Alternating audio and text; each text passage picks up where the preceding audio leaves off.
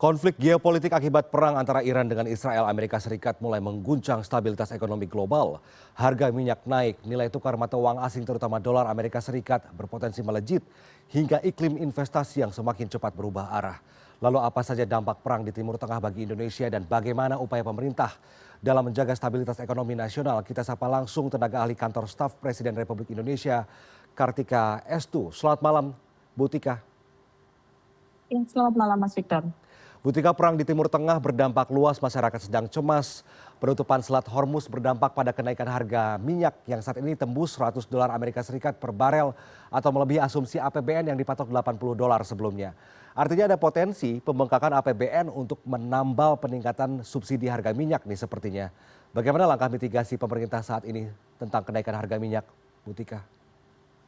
Ya, kenaikan harga minyak tentu di atas 100 USD per barel akan memberikan tekanan pada APBN ya Mas. Karena kan pemerintah memang asumsinya harganya itu masih di sekitar 70 USD per barel begitu ya Mas. Nah, setiap kenaikan harga minyak itu akan berpotensi meningkatkan kebutuhan terutama untuk subsidi dan juga kompensasi energi. Sebenarnya para ekonom sudah memperkirakan bahwa setiap kenaikan 1 USD per barel di atas asumsi APBN itu dapat menambah beban fiskalnya sekitar 6 sampai 10 triliun.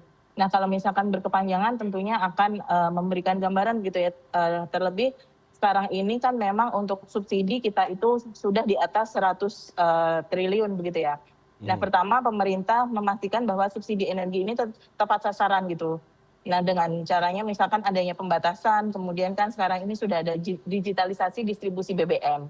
Kemudian selain itu juga dengan adanya mandatori biodiesel yang B35 yang nantinya akan ada B40 begitu ya, rencananya akan ada B40. Itu kan diharapkan akan mengurangi impor daripada solar yang kalau dihitung kita bisa menghemat devisa 8 sampai 10 miliar USD per tahun. Kemudian yang ketiga tentunya pemerintah menjaga fleksibilitas fiskal gitu ya dengan adanya refocusing untuk belanja-belanja pada hal-hal yang menjadi prioritas dari pemerintah. Jadi yang perlu dipahami adalah pemerintah tidak hanya merespon dari jangka pendeknya, tapi juga membangun sistem ketahanan energi yang lebih kuat jika nanti ke depan ada volatilitas harga minyak global, tidak langsung membebani APBN dan juga tidak mengganggu stabilitas ekonomi nasional. Ya. Bu Tika, kalau ternyata dari hasil analisa sementara bahwa tidak akan terlalu berpengaruh besar ya kenaikan harga minyak dunia terhadap kondisi bagaimana harga jual BBM saat ini di Indonesia begitu.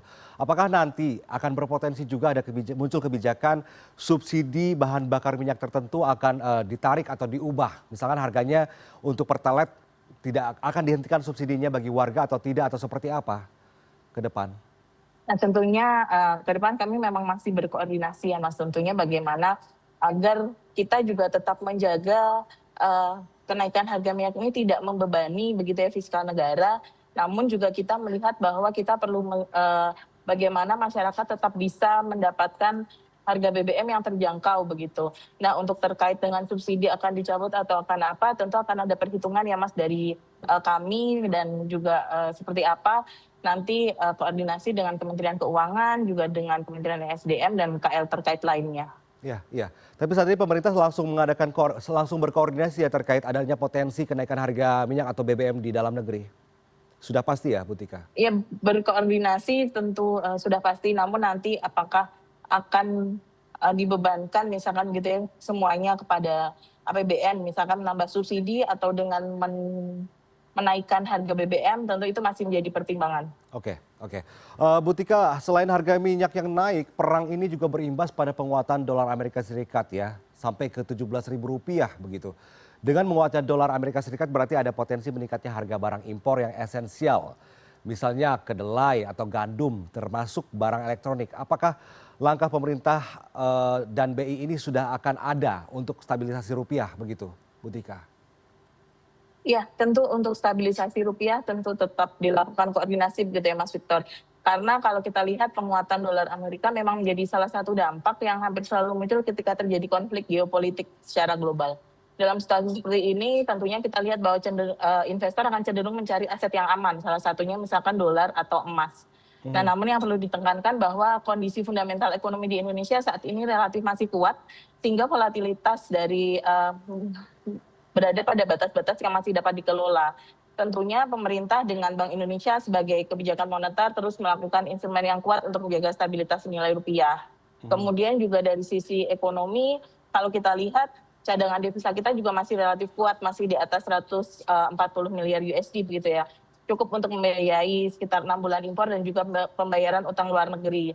Selain itu juga dari sisi domestik, pemerintah terus memperkuat struktur ekonominya agar lebih tahan terhadap tekanan eksternal.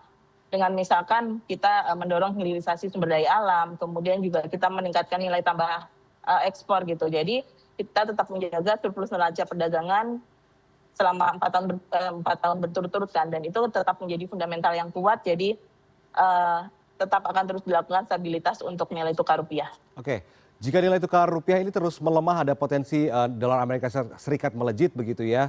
Lalu bagaimana kondisinya dengan perjanjian dagang yang sudah dilakukan oleh Donald Trump di Amerika Serikat dengan Presiden Prabowo di Indonesia begitu ya? Apakah nanti akan ada istilahnya koordinasi lebih lanjut tentang bagaimana proses jual beli ekspor impor antara Indonesia dengan Amerika Serikat supaya APBN kita tetap terjaga begitu, Bu Tika? Iya, koordinasi lebih lanjut tentu terus kita lakukan ya Mas, kan kalau kita lihat sebenarnya kemarin sempat ada juga pro dan kontra terkait dengan perjanjian perdagangan. Nah itu tentu kita akan terus kawal, kita akan terus lihat seperti apa, termasuk juga mempertimbangkan dengan adanya nilai tukar. Kalau kita lihat juga sebenarnya bukan cuma terjadi pelemahan di Indonesia, tapi juga di beberapa negara lainnya kan terkait dengan pelemahan terhadap dolar Amerika ini. Mhm, mhm. Oke, Bu Tika, berikutnya yang kena imbas adalah iklim investasi ini yang sangat penting sekali karena ini efeknya jangka panjang begitu ya. Bursa efek juga terguncang akibat perang. Pasar modal terus-menerus turun, penurunan nilai bursa juga seolah menjadi tanda berkurangnya kepercayaan investor terhadap kondisi ekonomi di tanah air. Apa saja langkah penguatan pasar modal yang dilakukan pemerintah Indonesia saat ini, Bu Tika? Ya, tentu langkah penguatan pasar modal sebenarnya sudah tengah terus berjalan gitu ya. Terlebih lagi kan sebelumnya sempat ada isu terkait dengan MSCI, pemerintah melakukan transformasi pasar modal begitu ya. Namun perlu dicatat bahwa sekali lagi perlu dicatat terkait fundamental ekonomi Indonesia yang masih kuat, pertumbuhan masih berkisar di 5%, inflasi juga masih terjaga.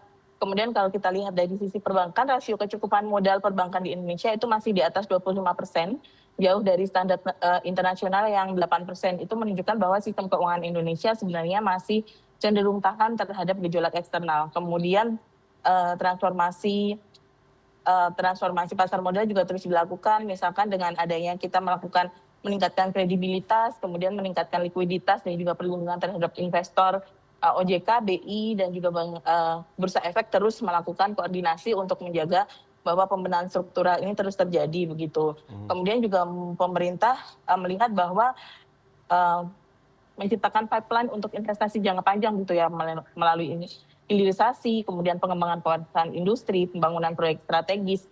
Jadi intinya kalau misalkan kita lihat volatilitas pasar ini bersifat jangka pendek sih, tapi secara fundamental yang tetap penting adalah fundamental ekonomi kita masih kuat, pemerintah fokus menjaga stabilitas sistem keuangan, sekaligus memastikan bahwa iklim investasi tetap menarik bagi investor baik domestik maupun internasional. Ya, ya.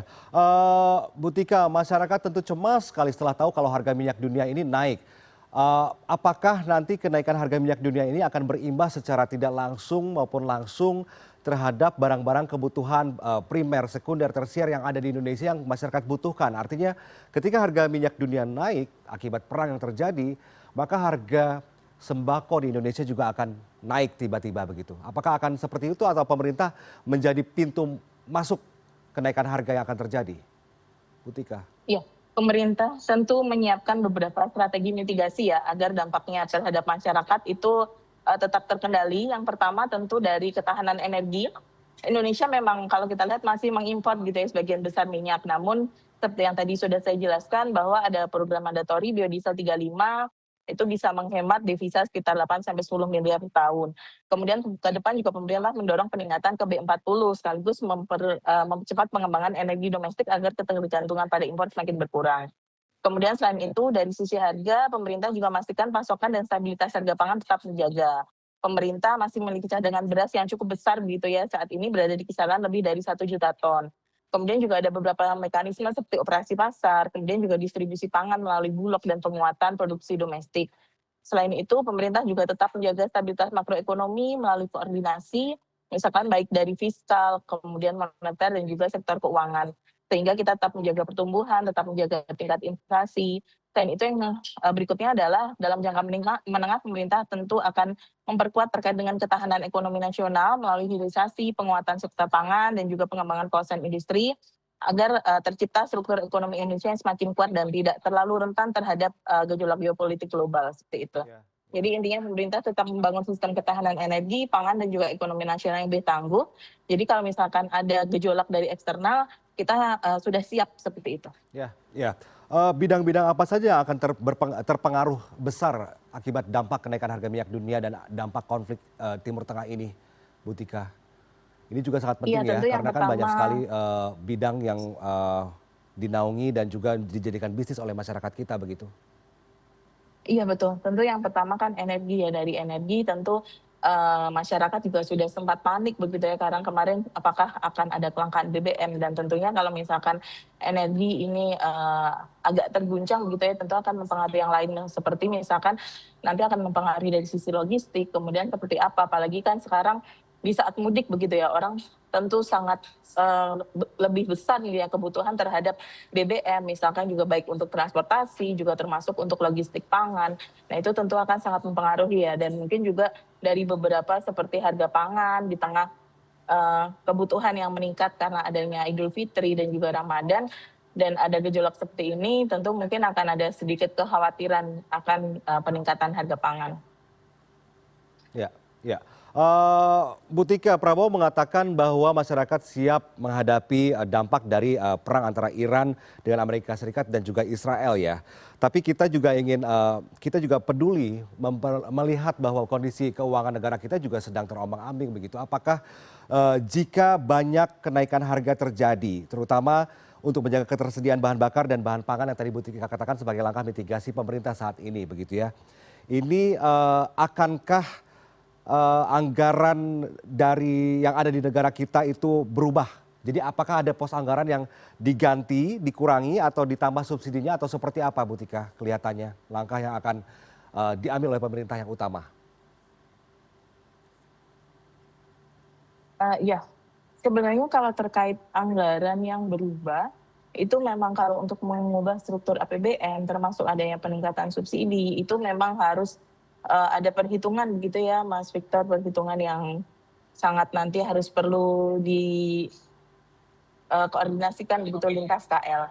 Namun untuk menjaga begitu ya daya beli dari masyarakat, kan pemerintah memiliki mitigasi seperti saat ini juga pemerintah ada penyaluran bantuan beras dan juga minyak kepada 35 juta penerima, juga kemudian sempat ada untuk kebijakan THR yang harus dicairkan sebelum H-7 Lebaran. Nah itu memberikan juga stimulasi begitu ya kepada masyarakat agar tetap menjaga daya belinya di tengah meningkatnya ketidakpastian ini. Baik, semoga ketika nanti konflik semakin meluas, eskalasi perang di Timur Tengah juga semakin meluas, Indonesia sudah siap menghadapi segala macam tantangan dan ancaman yang akan terjadi terutama dalam bidang ekonomi begitu. Terima kasih banyak Bu Tika atas waktu Anda bergabung bersama kami di CNN Indonesia Prime News. Sehat selalu, selamat malam Bu Tika. Iya, terima kasih Mas Victor, selamat malam.